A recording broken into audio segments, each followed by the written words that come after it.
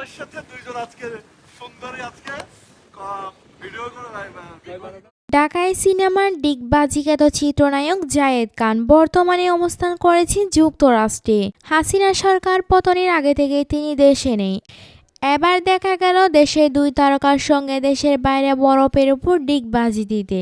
ব্যক্তিগত জীবন আর কাজ নিয়েও আলোচনায় থাকেন জায়েদ খান। সম্প্রতি ডিগবাজি কাণ্ডে আবারও নেটিজেনদের মাঝে তাকে নিয়ে আলোচনা এবং সমালোচনা হচ্ছে।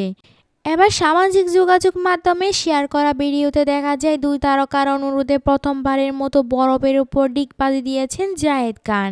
ভিডিওতে জায়েদ খানকে বলতে শোনা যায়, এটা প্রথমবার আমি বরফের মধ্যে ডিগবাজি দিচ্ছি। ক্যাপশনে ডিগবাজির কথা উল্লেখ করে তিনি লিখেছেন, নায়িকার অনুরোধে প্রথমবারের মতো বরফের উপর ডিগবাজি দিতে হলো। শেষমেশ নায়িকা দুইজনও ডিগবাজি দিয়েই ফেললো।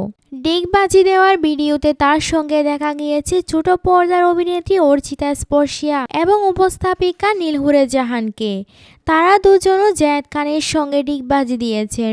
ভিডিওতে বোঝা গেছে মজার ছলে তারা এমনটা করেছেন। উল্লেখ্য, জায়েদ খান 2004 সালে ভালোবাসা চলচ্চিত্রের মাধ্যমে তার কর্মজীবন শুরু করেন। চলচ্চিত্রটি পরিচালনা করেছিলেন মোহাম্মদ হান্নান, যেখানে তার সঙ্গে অভিনয় করেন রিয়াসু শাবনূর।